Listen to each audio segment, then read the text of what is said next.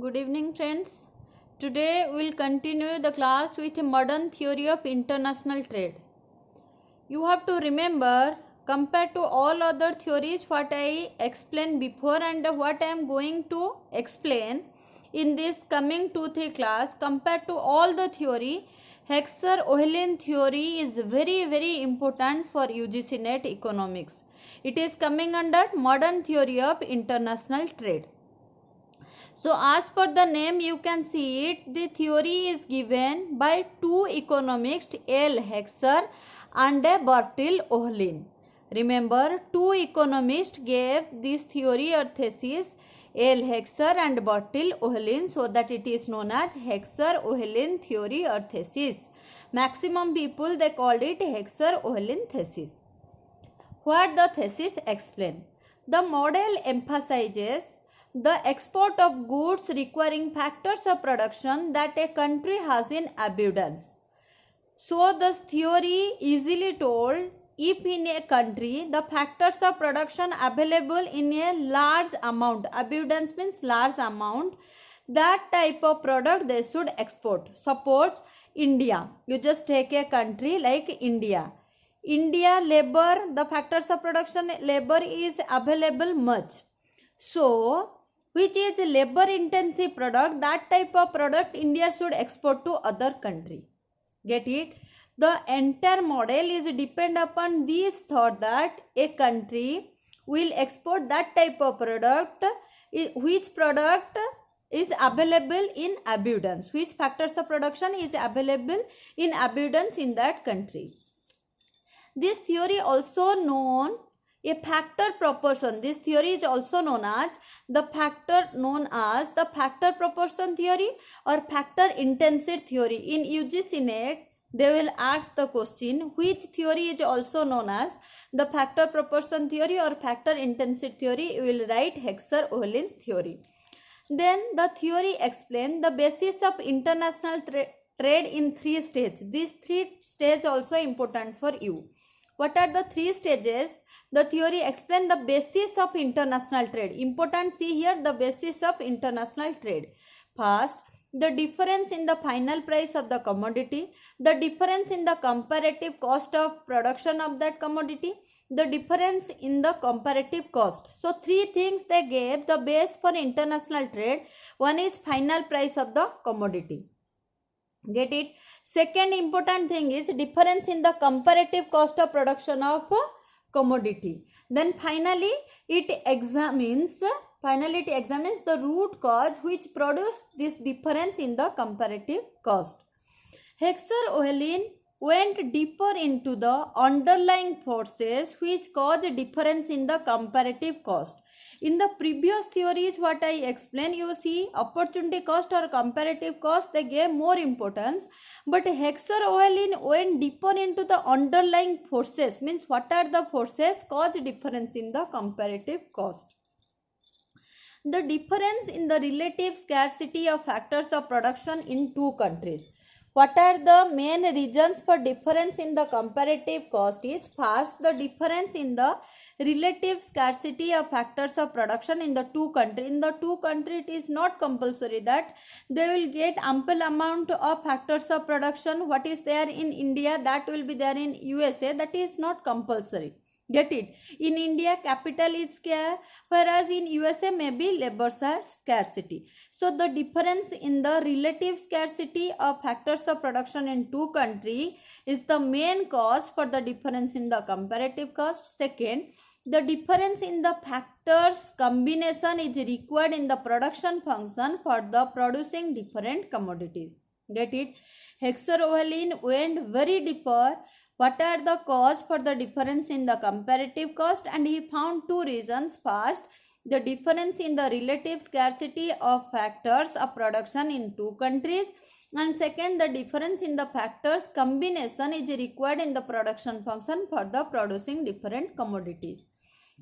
So it is the difference in the factor intensities. See, this word is very important in this theory. Intensities means you should not be more intense, means you should not give more importance to a particular emotion. Get it? don't give intense for the mobile game, means don't give more importance. So here it is the difference in the factor intensities. Here intensities is which is available more in less cost in economical meaning. Get it? It is the difference in the factors intensities in the production function of goods along with the actual difference in the relative factor endowment that explain the international difference in the comparative cost of production. So if you will remember these words and understand, you will understand the entire theory in a very simple manner. A country can produce a commodity more cheaply by matching its abundant factor with the factor intensity of the commodity, because when a nation has relatively more of a particular factor, the cost of that factor will be comparatively lower. What I gave in the previous page example, in India, if we will see factors of production, land, labor, capital and enterprises. Labor is the factor which we got in a abundance manner, so that the cost of the factors will be comparatively lower than other factors of production. So India should produce the labor intensive good and that only export to other countries, that will good for India. Get it? This is the theory. Actually, if you will see the entire theory what I wrote for 4 to 5 pages, important is this only. You should understand India is cheap in labor, so that India should produce labor intensive goods and service and export to other country. Like that only. If you will find the example of USA capital more available, so USA should produce capital intensive goods and export to other countries.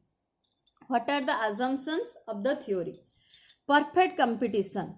In the assumptions, first you saw perfect competition exists in both the product and factor market in each country. Both the country, we found perfect competition exists in both product market and factor market. Then there is perfect mobility of factors of production within the country, but factor mobility between the countries is non-existent. Please remember, perfect mobility of factors of production with the country, but factor mobility, I am writing here, factor mobility is non-exist in between the countries. Next, factors are identical and homogeneous qualitatively in both the countries. Factor supplies in each country are fixed and fully employed, and there is a constant returns to scale. Remember, factor supplies in each country are fixed and fully employed, and there is a constant returns to scale. Then trade is free and costless. There is no barriers to the trade and no cost of transportation. Then the physical amount of each productive factor possessed by the country are different and can be measured. You can take it, the technique of producing identical goods are same in both the countries. Goods can be classified according to the factor intensity. The production function of the two countries have different factor intensities. All these are assumptions, but these are some important assumptions what I wrote. Now we'll see explanation of the theory through the examples. One country, say X. One country, suppose the country name is X, has a greater physical amount of one factor, says labor. This I gave the example there, India, you just take the name X. Has a greater physical amount of factor, says labor, than other country Y. That country X is relatively well endowed with labor. It is also necessary to know that capital endowment of each country. So, thus only if the labor and the capital ratio in the country X is greater than the labor and capital ratio of the country Y, we can say that the country X is relatively well endowed with labor. See, the L and K by X, labor and capital by labor by capital of X country, suppose it is 20 units by 10 units, which will get as a 2, and the labor and capital ratio of a country Y may be 12 by 3 units, 12 units by 3 units, which will got the result as 4. So here what you saw, when L means labor, K means capital, X and Y both are two country name.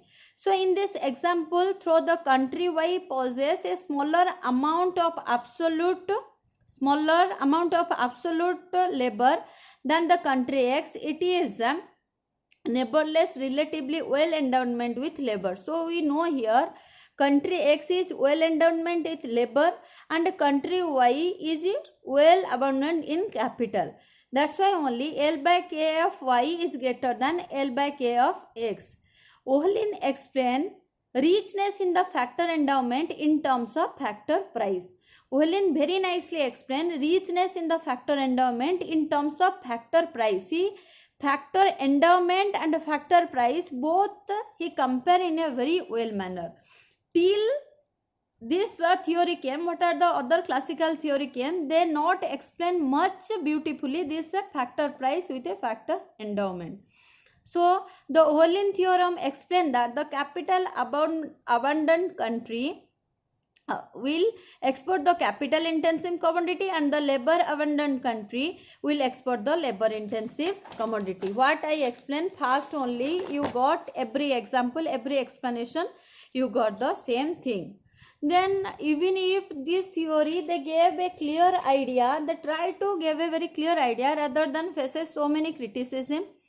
Just like the classical theory, the Ohlin model is static in nature. Get it? And the first assumption 2 into 2 into 1 means 2 country, 2 commodity and 1 factors of production is not realistic. Get it? Then factors are not homogeneous. What they took assumption that factors are homogeneous, but factors are actually not homogeneous. Production technique cannot be homogeneous. Professor Herberler criticizes Ohlin for his failure to develop a comprehensive general equilibrium concept, and Leontief paradox has falsified this theory. Leontief paradox is very important for UGC NET. You should know about that. What is Leontief paradox? Leontief paradox given by Vasily W. Leontief. Leontief has given factor intensive reversal model. Remember, Leontief gave factor intensive reversal model. What is factor intensive reversal model? They told that if India is a labor intensive country, India should export only labor intensive product. And USA is capital intensive country, means they should export only capital intensive product. That I gave the example. So here Leontief explained that a country with a higher capital per worker has a lower capital or labor ratio in export than in imports. Means USA as a capital abundant country but exporting mainly labor intensive product. But according to the theorem, if USA is capital abundant country, so they should export the capital intensive product, whereas USA as a capital abundant country but it exporting mainly labor intensive product. So that Leontief paradox has falsified the theory. And another information, sometime the question came about the Leontief paradox. First the name will come, and the Leontief gave the factor intensive reversal model. What is the model name? That is factor intensive reversal model. And when Leontief gave, it is very confusing. In 1951, when Leontief gave, you will write, you will mark 1951. If 1951 is not in your option, you will mark 1953. Please remember this one, because it is sometime I also confused in different books. You first give importance to 1951. If in the exam this option is not there, you just choose this one. Then we will come to conclusion. Despite this criticism, the Ohlin theory of international trade is definitely an improvement over the classical theory, as it attempts to explain the basis of international trade in the general equilibrium setting. So overall, if you will see the assumption, explanation and criticism, we will found that Heckscher-Ohlin theory is naturally a much more improvement over the classical theory. Thank you. This is for today.